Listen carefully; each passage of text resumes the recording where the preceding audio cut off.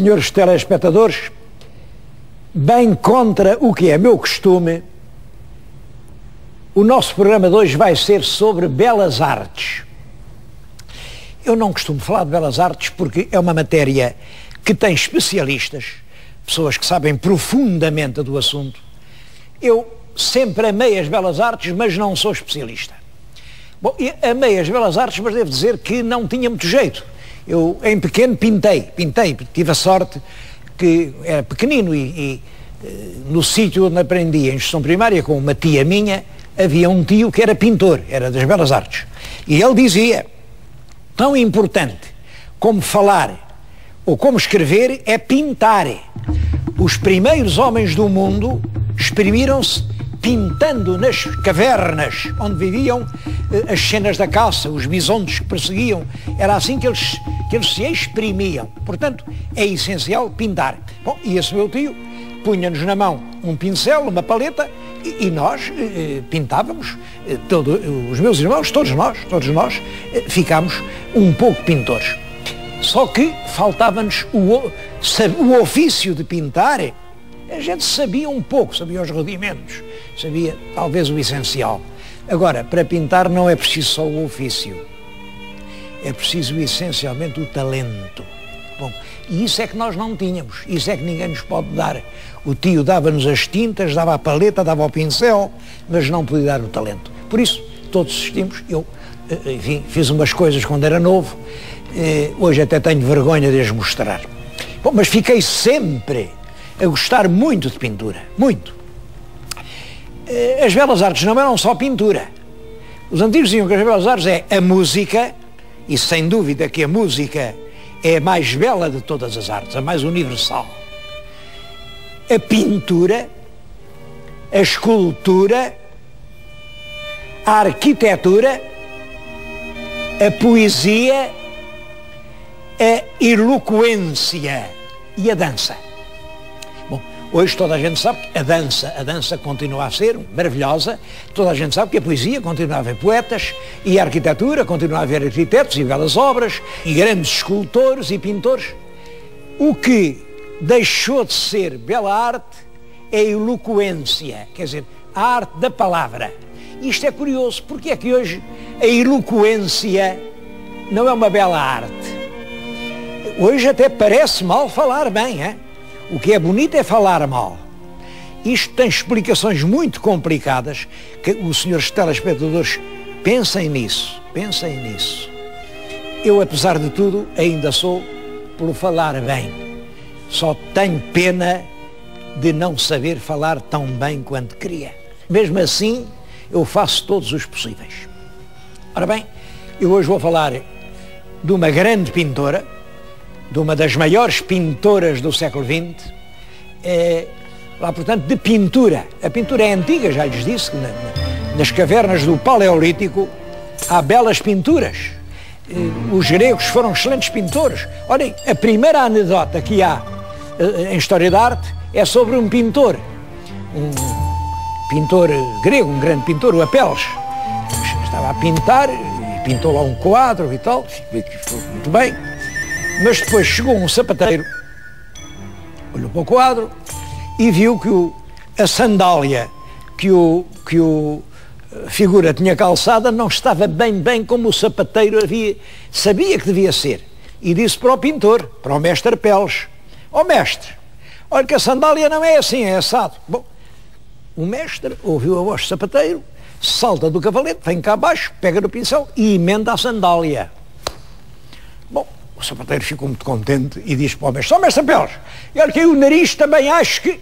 Aí o mestre disse: alto, não vá o sapateiro além da sandália. Eu conto esta história porque isto é muito importante.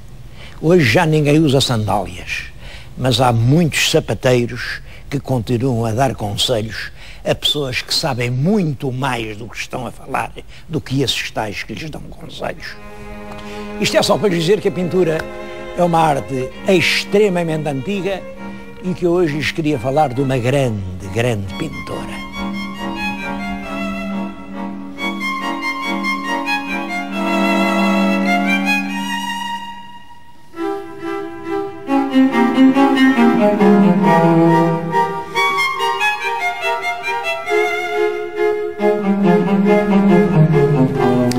Estou a referir-me à pintora nascida em Lisboa, em 1908, Maria Helena Vieira da Silva. Acentuei as palavras porque nunca ninguém chamou Maria Helena. O próprio marido chamava-lhe assim para os amigos, Vieira, mas assim, mais intimamente, chamava-lhe o bicho. Ora bem, eu tenho aqui um retrato impressionante de Maria Helena Vieira da Silva. Isto foi pintado em 1930. É muito impressionante pensar, é pintado pelo marido no próprio ano em que se casou. Arpade, um húngaro, casou com Maria Helena em 1930 e pintou-a assim. Ela, no ano do casamento, sentava-se num sofá, punha as mãos no colo, olhava para um mundo que ela não entendia, um mundo onde ela tentava lutar e sobreviver. É a genial visão desse mundo que ela nos deixou.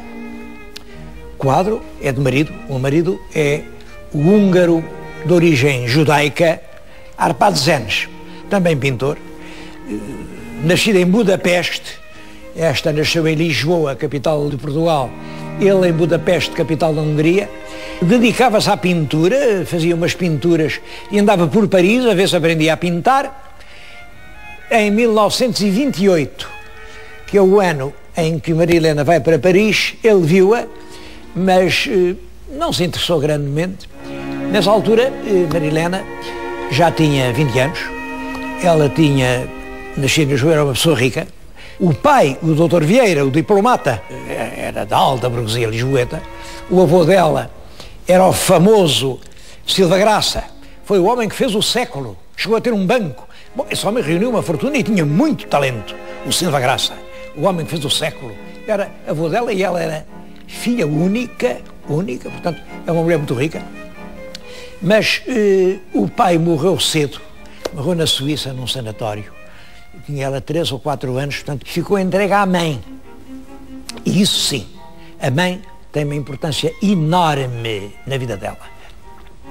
Eu acho que Maria Helena se pode chamar a menina de sua mãe. Foi aqui, ela trouxe-a para Lisboa, aqui a educou primorosamente, meteu-a no Liceu Charles Repierre, que é o liceu francês, onde ela aprendeu tudo em francês. Quando ela saiu daqui, disse, eu nessa altura já era francesa, aprendi a ler em francês, aprendi a cantar em francês, eu era toda, estávamos naqueles anos 20 em que vinha tudo de França, França era a luz que iluminava o mundo, e ela andou lá.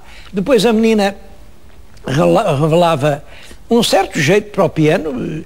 A mãe arranjou-lhe uma grande professora de piano e ela chegou a ser uma excelente intérprete do Wendel, do Haydn, do Bach. E a menina também perdia tempo com um pincelinho pequenino a pôr aguarela nos bonecos que via no jornal, no Século. Era o jornal que lá se via em casa. O Século tinha uns bonecos e ela pintava aquilo cuidadosamente, quadradinho a quadradinho. A mãe entendeu, esta menina tem jeito para a pintura, arranjou-lhe logo uma professora de pintura. Uma professora, claro, uma professora das belas artes. Ora, isso aí é que começam as dificuldades. A professora é uma professora que pinta como deve ser. É perfeitamente clássica, é naturalista, pinta as coisas muito exatas, muito completinhas, tudo como as coisas são. Um burro tem 4 patas e um homem tem só 2. É tudo como deve ser. Bom, só que nessa altura, Estamos agora já depois dos anos 20, 1924, 25, 28, a pintura está a explodir por essa Europa. Apareceram primeiro os impressionistas. Os impressionistas emocionaram a cultura europeia. Mostram a natureza não como ela é, mas conforme a impressão que ela nos causa.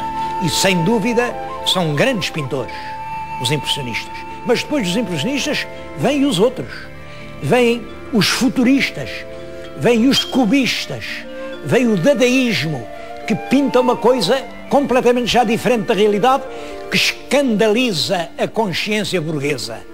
A pintura nova é como uma espécie de pedrada no charco podre de uma cultura que vivia desde há séculos. Ninguém percebia o que era aquilo. As pessoas ficavam diante de um quadro e diziam, mas isto o que é? Isto o que é? Foi um garoto que se pôs aí aos riscos?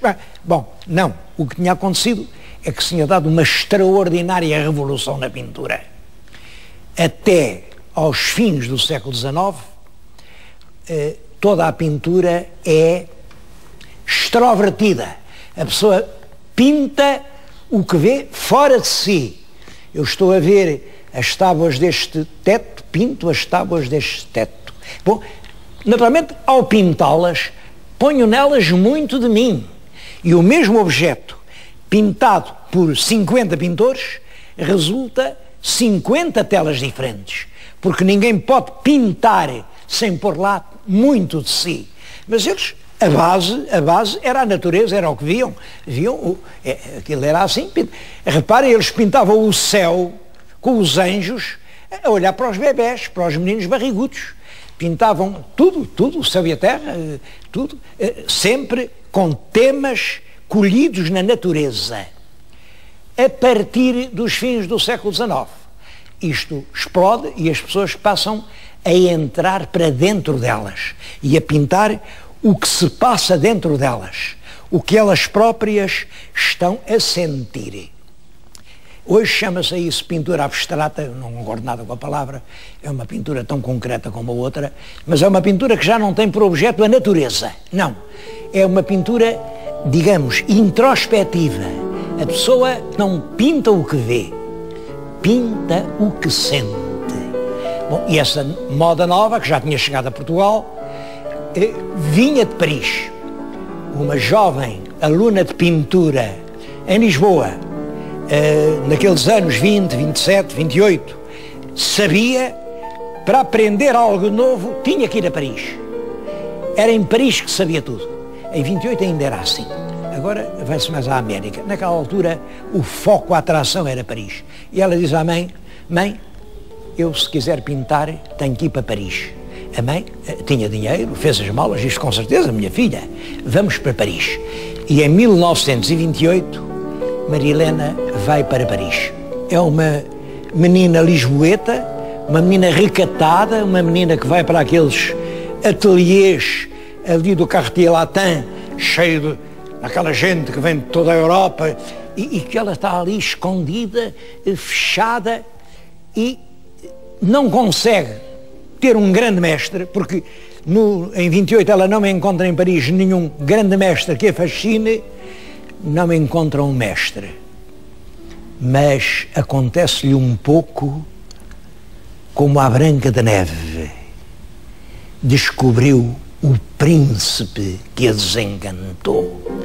Estava ela debruçada sobre a sua tela a pintar cuidadosamente, quando atrás um homem atlético, lindo, de olhos azuis, um húngaro de origem judaica, vê e faz um comentário. Nada mal, nada mal. Ela viu e nunca mais os esqueceu na vida inteira.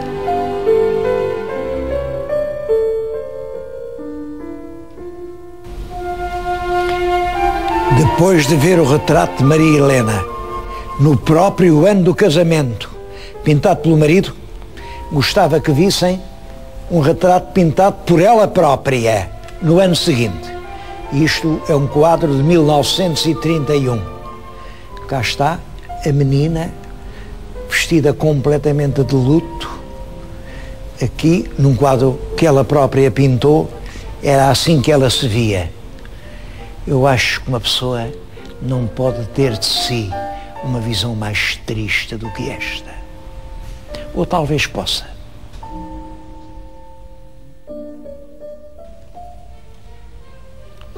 No ano seguinte, em 1932, Maria Helena Vieira da Silva pintou este estranho e emocionante quadro.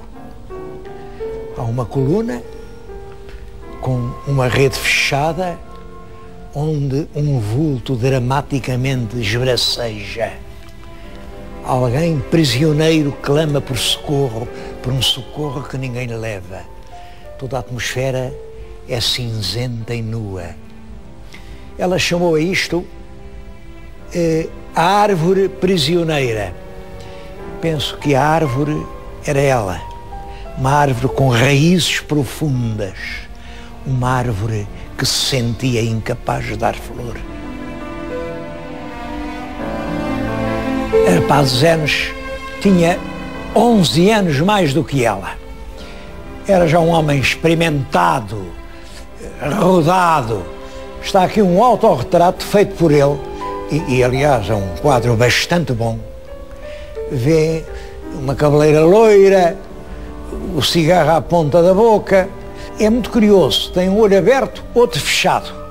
Bom, para fazer o retrato das coisas é preciso fazer assim. Foi este homem, que vindo de Budapeste, que deslumbrou a jovem lisboeta que então debutava em Paris e que ainda se não tinha completamente emancipado das saias de sua mãe.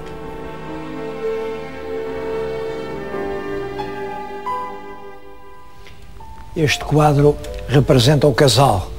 Ele, o Arpado, a Maria Helena abraça-o, pequenina, negra. Este quadro é pintado uns anos depois, quando eles estão no Brasil. Porque Arpado é de origem judaica e estava em França. Quando a França entra na guerra, vem o Hitler, os judeus, como sabem, são todos apanhados, levados para os campos de concentração, e ele foge com a mulher e vem para Portugal. Portugal é o destino de milhares e milhares e milhares de refugiados que vêm para aqui, trazidos, muitos deles nos comboios do Wolfram, que entravam à noite em Irum, nos vagões do Wolfram e do Companhia dos Caminhos de Ferro da Beira Alta, eram despejados aqui em Vilar Formoso. Não sei se foi assim que eles vieram, se não.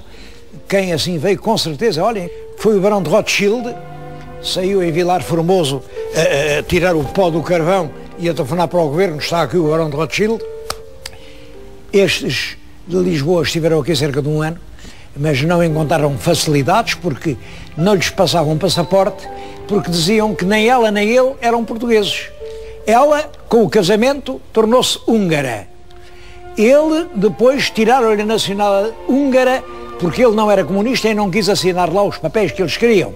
Portanto, ficaram os dois apátridas, quer dizer, não tinham uma pátria nem outra. Bom, foram para o Brasil e é no Brasil, sozinhos, longe do seu país querido, ela, a árvore prisioneira, longe da terra das raízes, aqui abraçam-se sozinhos, protegendo-se contra a solidão.